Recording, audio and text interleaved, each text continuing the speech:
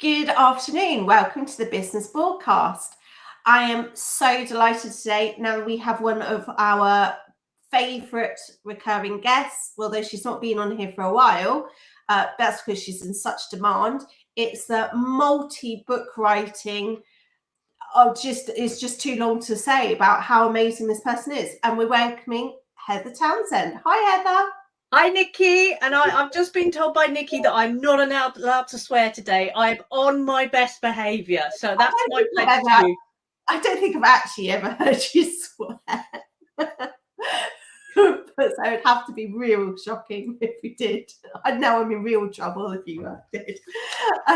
So everybody, welcome to Business Broadcast. If you haven't been here before and you're watching live, welcome.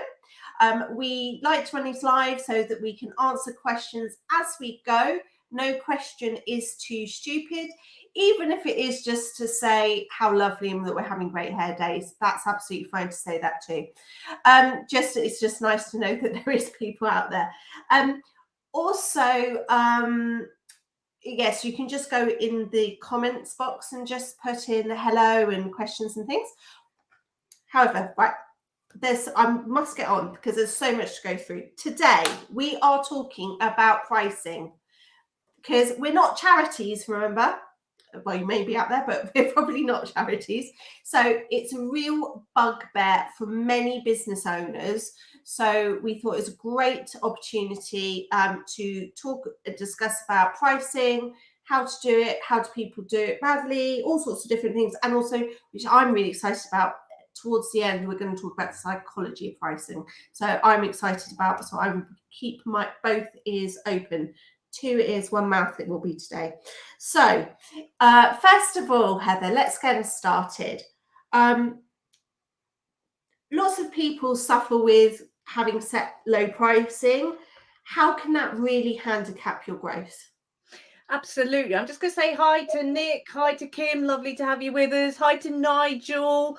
Feels like we've got our fan club, isn't it? You know, as I said, two ladies on top of their game. So what happens is we start our professional services firm. You know, maybe you are that freelancer creative, maybe you're that coach, maybe you're that accountant, that lawyer, and you tot up your expenses at the time and you put what you believe is a fair day's pay for a fair day's rate, which is great. But normally your expenses at the time are quite low. Of course, unless you're a lawyer, which got really high insurance, but your prices are quite low. And in many ways, you think, I'm going to disrupt the marketplace and go in low, because that's often quite a naive, but it's a thing that business owners often do when they're new into it. And then what happens is you get busy because you're good, aren't you? You get busy. So you want to bring on people. So you might start with the virtual assistant that then becomes a permanent admin assistant support you, which then becomes you want to bring in a junior member of staff, which then maybe brings in some freelance stuff. You know what, Nikki? They all cost money, don't they? And if they're good, they cost a lot of money. And the problem is we never factored that in to our pricing. We never factored the fact that, you know, when you're paying a permanent member of staff, if they're good, they're expensive. And also you've got that lovely issue of, it's not just the salary, you've got the pension and the NI and all the tax stuff, and you know, then you've got the expenses for them, and suddenly things mount up. And what seemed like a decent rate when you were doing the work is really, you think, well, why am I bothering for 200 quid for this piece of work if all I'm doing is building something to pay my team and not for me? And this is why it handicaps your growth. It's because you've not priced your business model right at the start as if somebody else is going to do the work for you. And that is a fundamental issue. So as what happens is you suddenly find yourself having to work a lot harder in order to get the work in, because you're suddenly in a volume business. And as professional services, we're not a volume-based business, and we don't have the time to get that level of leads in. Consequently, we get in what I call this really stuck. And both you and I have experienced that in our own businesses. We know what it's like. No, it's my early days of being I wasn't a sole trader, but a sole proprietor, working from home, you know. Excuse me, my prices were, you know, low. But then as soon as you get your offices, you get staff, you've got to pay for holidays, you've got to pay for all the additional compliance, the software, your pricing model completely changes. And that's it is why, take a lawyer, you might have one lawyer, £100 an hour. Well, actually, I can't imagine it all. I came across one that was £140 the hour the other day. You might get one that's £140 an hour, up to ones that are 10,000. Completely different, because you're getting different things. Very, very different. Okay, so we've sort of understand why it can go a bit pear-shaped at the beginning. So one thing that we see a lot, and I'm, something that I've had problems with as well sometimes. Why are we scared to talk about clients about money? Well, I think if we've got any Brits in the room, I think it's cultural. I think there is an element of culturalness, particularly if we've got any Brits in the room. And it's really interesting, because I was thinking about it in my own business with my How to Make Partner side of the business.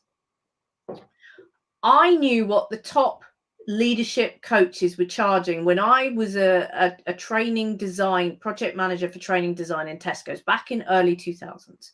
They were charging £2,500 a day. So in my head, I've anchored £2,500 a day. When I went to BDO in their learning and development department, £2,500 a day. So we're going to come on to that anchoring thing later. But so I see £2,500 a day as a fair price. So I've not put up my prices. But my costs have gone up. My costs have gone up massively. And I can't get the best people in without actually, really thinking about, well, what is the right level of fee for this? And I've not put up my prices on that side of the business for years and years and years. And I've got a really big contract. I love working for this contract. And I've had to go back and say the price is going up. And I did flag it up. I said the price is going up. But with the changes and whatever, it's been an awkward conversation. And I think we don't like awkward conversations, number one. Two, we're afraid that our business is just going to disappear.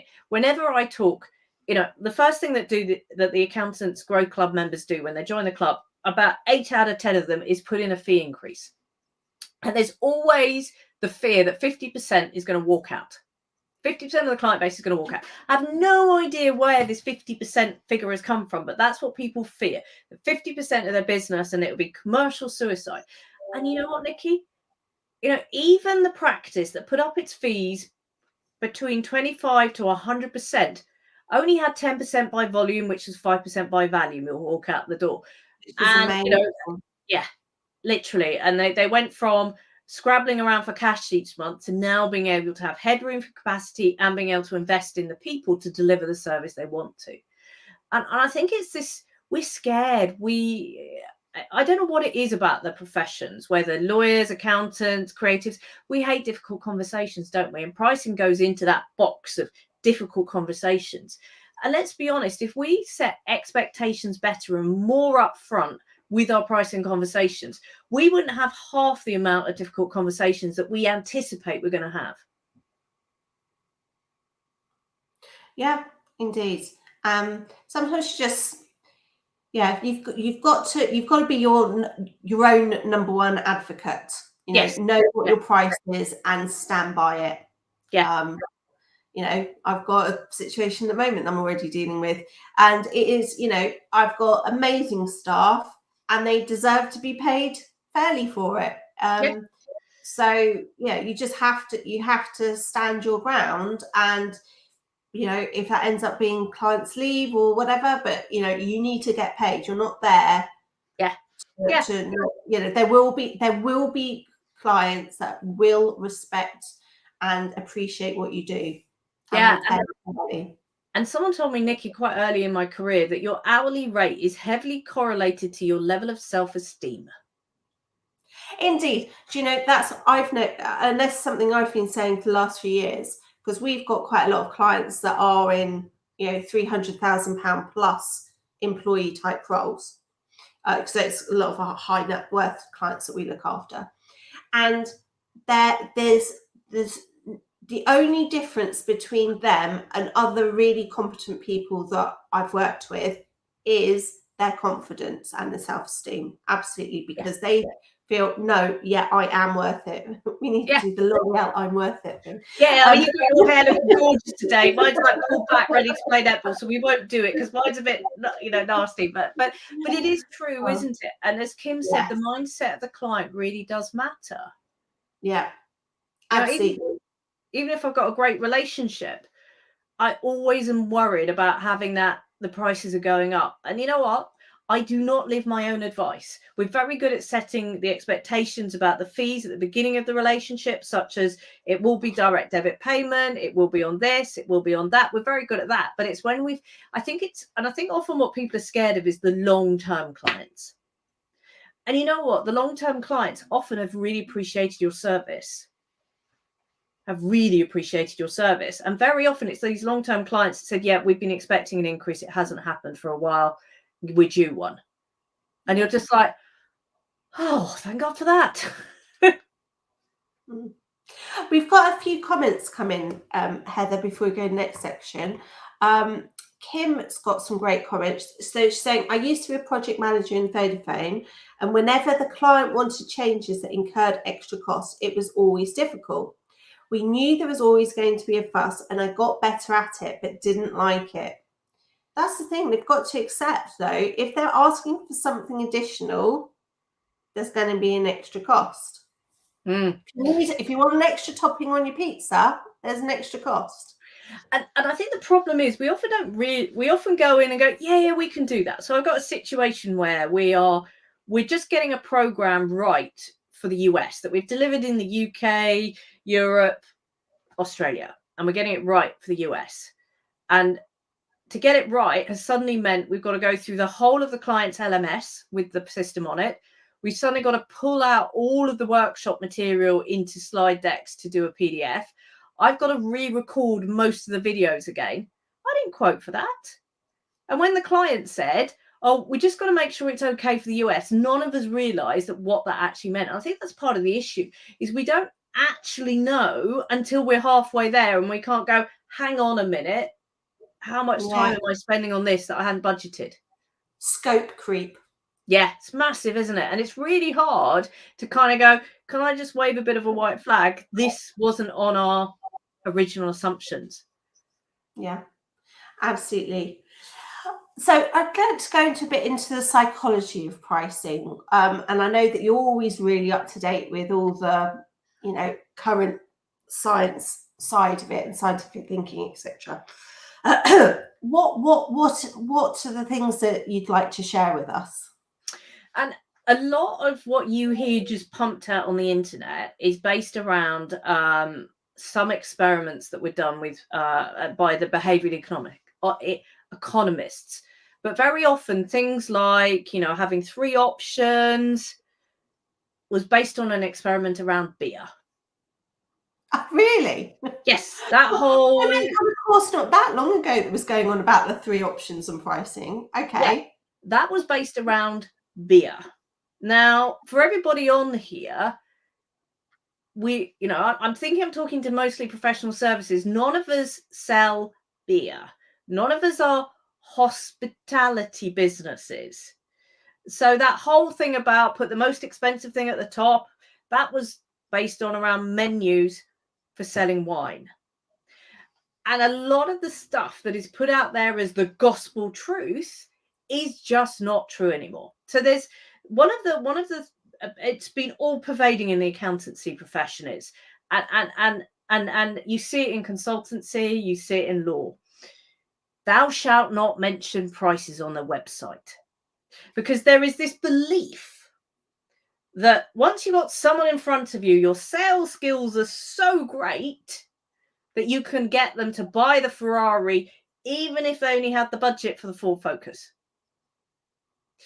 And this is the issue, is that I have no idea where that came from, but it's absolute poppycock. Note I didn't swear there. I just want that noted. Okay, well done. Absolute poppycock. Because you and I know, Nikki, that If somebody can only afford a Ford Focus, they are not, however great you are as a salesperson, buy a Ferrari. It's just too big a difference.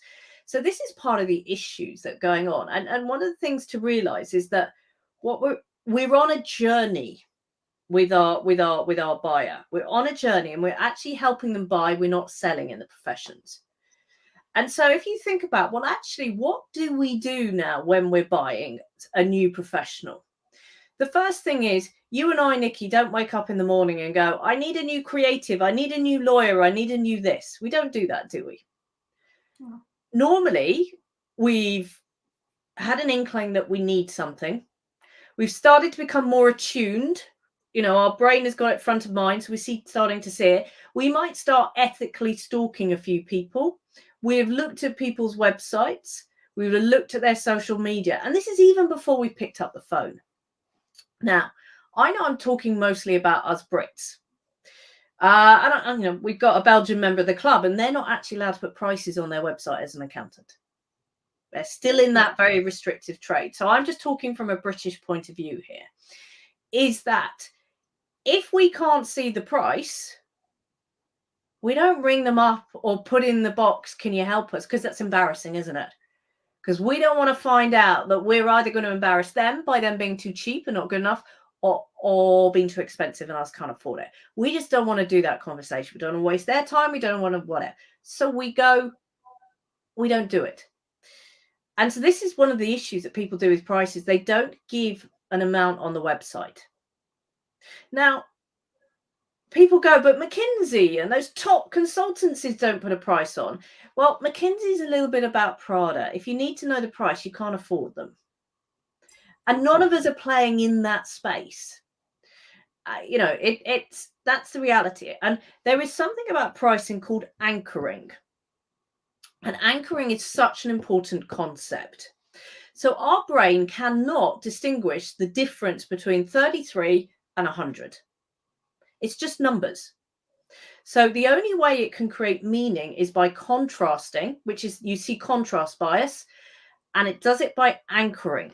So we tend to anchor a number. So they did, the behavioral economists did a project where they got a researcher to get people to pull out balls from a bag, ping pong balls from a bag, which had a number on.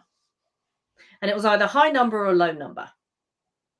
About 10-15 minutes later, another researcher randomly took out a bottle of champagne and said, how much would you pay for this?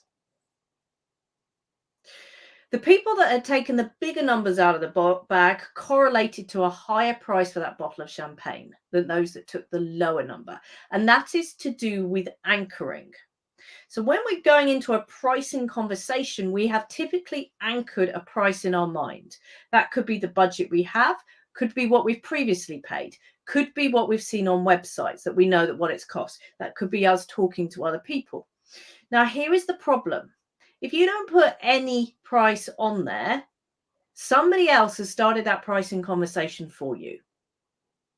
Which, if you're lucky, your prices are slightly less than what somebody's got it anchored with. So we've got to lead that pricing conversation right from the very beginning, which means that people need to know, and it's a quote of my author friend, Bryony Thomas, people need to know whether they're buying Primark or Prada before they make that initial first contact. And that is to do with that anchoring concept. The last thing you want is an alternative supplier as cheap as chips driving the price in their mind, which is why it's so important to let people know and give them an idea of what it costs. I think of my lovely member, Lorna Leonard, who's a portfolio FD, member of the Accountants Growth Club. She doesn't do packages. You know, she's what you and I would call really a consultant that does what she does. But even on her website, it says, I do not get out of bed for less than £1,000 a month. You know, she's not kind of put the packages, this, that, and the other, but it is very much, she's anchored in people already know this is not a, hey, will you do my accounts for $250 a month type, business. So we've got to give them an indication. It doesn't need to be, this is our rate card, but we need to give people an indication. So don't put on your website from £99 if your lowest fee is from £500. because you're going to anchor in the £99 and people are going to go, oh, that's a big jump to here. So we've always got to remember that. So another bit of neuroscience is something called contrast, a bias of contrast. So we'll always contrast the price. It's partly to do with anchoring, but we're always contrasting. Well, what did I pay just then? What was my day rate when I was back here? We're always coming back to a contrast. And if it's a lot bigger than maybe our previous, what we paid for or we're expecting, people go, oh, can't afford that. But you and I know that they often can't afford it, but they've got millions in the bank. And we know they can afford it. So the other thing people tend to do is automation bias. So Nikki, if the computer says the price is X, we don't challenge it, do we? Think about all the comparison sites we go on. The price is X. We don't challenge it. And this is something to do with the automation bias. If people think that humans have not been involved, they'll just go, okay, that's the price. And that's why a lot of pricing softwares have got a lot of traction. But often these pricing softwares can often be a crux for not having a good commercial conversation. Because actually, and we're going to go on to it, people, when they're buying a professional advisor, want a fixed fee. They want certainty over it. So there's another bit of a cognitive bias that's really relevant in pricing, is what I would call mental accounting. People tend to account in a budgetary period. So people that are employed, it's always monthly. If they get paid every month, if they get paid every 4 weeks, it's a 4-week period. But often our bills are monthly. So we've often got a figure monthly. But then we quote the annual price. That's often a lot bigger than the monthly price. So it's often, lead with, if you're selling a recurring monthly service or you're going to do it on a retainer, lead with the retainer is X amount a month. The whole contract is this. But we don't. We go and we go, well, it's going to be £10,000, Nikki. And you go, whoa, well, I was only paying £2,000 a month. There's a big difference. Contrast bias coming in. Already hackles are going up. Can't do this. And then the final thing is something to do with there's confirmation bias, which is if I have a belief, I look for evidence of it. So if I have a belief that a good accountant should still be cheap, I'll look for evidence of that. If I have a belief that a good accountant will be expensive, I'll look for evidence of that. So you could be a brilliant accountant, be charging on the cheaper end of the score. You would miss out because of that. And I can't remember what the bias is called, but it's about a bias that if we like someone, we want to like all of what they're about. So that's why relationships are so important to the pricing conversation. Because if I like you, I don't want to feel that that's the wrong price. Which is why we often say, look, I don't agree with your politics. Let's not talk about it, because it starts to drive differences. So this is why in business, it's so important to build that relationship, demonstrate the common ground, because people are more likely to say yes to that pricing. And then the last bit of pricing before we go into probably a roundup actually is we want to make that pricing conversation as frictionless as possible. We want to make it as easy as possible for them to say yes. We don't really want them to have to think about it. That's why we have to talk about the price a lot earlier in the conversation. So people are expecting, they're not sort of going, oh, that's way over budget. That in the pre-qualification, we let people know that typically, Nikki, clients like you are paying between 200 and 20 grand a month for our services. But from what I understand, you're going to be nearer the 10 grand a month. Is that what you were expecting? What we also need to do is really, really go deep into what is the value for you. Too often, particularly in the accountancy world, we use time as a proxy for value. Well, if it takes me this amount of time, that's the price. Whereas actually, we really need to be thinking about, look, if I come in and do that, what is the value to you? Now, I'm not saying doing really stupid pricing, because someone like me will go, look, I know that you've just put these numbers that I provided you into a computer software. It's something to be filed for Companies House. It has no value for me. I want to use our budget for conversations. And I understand that. But, when people know what it takes, if they know that it's a commodity service, they will pull you up on that. So what we're trying to do right from the very beginning is understand the risk of them doing nothing, plus the value of it doing it. Because then if you know that it's going to hurt them if they don't do it, it's going to hurt them right now if they don't do it, and it's going to be very valuable to them if they do it, there's a lot less friction, and people can take that decision using something called basically the subconscious side of our brain. Sorry, Nikki, I've gone a little bit too much into neuroscience, but this stuff is fascinating. I'm fascinated. That's why I'm just like listening. I normally interrupt everybody, but I love this bit. So yes, we were going to talk about a little bit about fixed fees.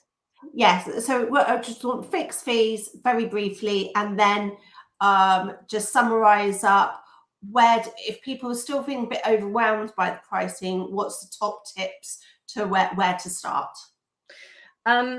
So with fixed fees, there's something that we've seen in the accounting industry at the smaller end coming up. In fact, a lot of the big four, a lot of audit, it's fixed fees. It's not done on your time and clock. People wanting that certainty. What people don't realize about fixed fees is that suddenly the efficiency of your operation really matters. Because when you bill it by the clock, you can be very inefficient. But the client's paying for it. When you go to a fixed fee, suddenly your focus needs to be on what have we said we're going to deliver? Are we delivering that? And are we doing it in the most streamlined fashion? And most clients will really welcome fixed fees as long as you have the dialogue about how it works for them. And normally, you and I have had this conversation, Nikki, because you've done this with your clients. Yeah, we can do it by the clock, but you're paying us for any inefficiencies there. Now, there are always going to be projects that, say, for example, well, actually with M&A, you're doing it on a share of sales. So you're doing it on value. But there are sometimes occasionally, say, a big cleanup job, say for bookkeeping, that you've got no idea, and you might have to do it on the clock. But for the ordinary everyday, that is what actually the main area that we end up doing hourly rates. Not most other stuff is fixed fee or a value price. Yeah, because the client wants the certainty. And the important thing here is when you want to go to fixed fees, you look at, well, what are people normally paying us? And your fixed fee isn't the top end and it's not the bottom end. It's somewhere between the 25th percentile and the 75th percentile. And it also depends on your business model. But it is about having a dialogue with clients and saying, this is going to help you because it's giving you certainty of your fees, no surprises, but we've got to get really clear over what's included and what's not included. Yeah, absolutely. And fixed fees works really well, but you have got to think across sometimes. Yeah. To keep repricing it every year, to think about, is it still the most relevant fixed fee? And inevitably you will find with fixed fees, you'll get a better margin on some, others will be narrower. But as long as you're averaging out the margin that you want to get to, then brilliant. Yeah. And Kim said, with that original expectations, with that original contract, you need to mention, you can expect that if we carry on working with you year on year, that we do a cost of, an inflationary cost every year type stuff. And we will talk about your fee for next year at a certain point. And this is about setting those expectations. It makes it much, much easier. Yeah, absolutely. Absolutely. So just to summarize, because packed in so much, somebody's out there thinking, right, yeah, I definitely do have a pricing problem. I can relate to a lot of things that you're saying, but I'm still just feeling overwhelmed. What would you say is the first thing that they should just do this afternoon to tackle it? I think the first thing they do is they download their list of clients, look at what their clients are paying them, and with as much data you've got, look at actually what it takes to deliver that. Because what that will do is very quickly give you an idea. It's like your red list of clients. What is our recovery? It gives you a very good idea of your recovery. Now, if you have no idea of your recovery, the first thing you need to do is do some, particularly for the clients that you think are underpaying, is put in some short-term temporary timesheets where people can really see that. What is going on? What does that look like? But the aim is do that client portfolio analysis, see where your gaps are, and start at that point. Absolutely. So analyze what you've already got is the thing to do this afternoon. If you're thinking, yeah, I really need to crack on, and I'm now inspired to get on with it, because none of us want to be busy fools. We are here to try and make some money. Would be nice. Thank you so much, Heather. I knew that would be a super fun packed hour, the half hour, and so much in there. And as always, I've learned some new things. I really, it's it's reopened my eyes of what we need to look at. So thank you so much, Heather. For next week, we've got Paul Townsend next week. No relation. No relation. No. But another fantastic speaker. He's a experienced ex-commercial banker, but he now works in business development for my team. So he's going to give some really good, interesting advice for those that want to make savings on their financing of their business. So looking at the different options in financing, what practical steps can you make to get cheaper financing, whether it's different products or actually things within your business that you can change to do so. The following week, I have Pete Ames interviewing me, and it's going to be about the budget. So it will be talking about what are the consequences of the budget on the 15th of March. And we're doing that on the 17th of March, the consequences to business owners for them personally and for their businesses. So hopefully it will be a very short, but lots of good news, but we'll see. I went on that. But we can but hope. So super. Have a lovely weekend, everybody. Thank you once again, Heather. And I'm sure I'll see you again very soon. And cheerio. See you all soon. Thanks very, Nikki. Bye.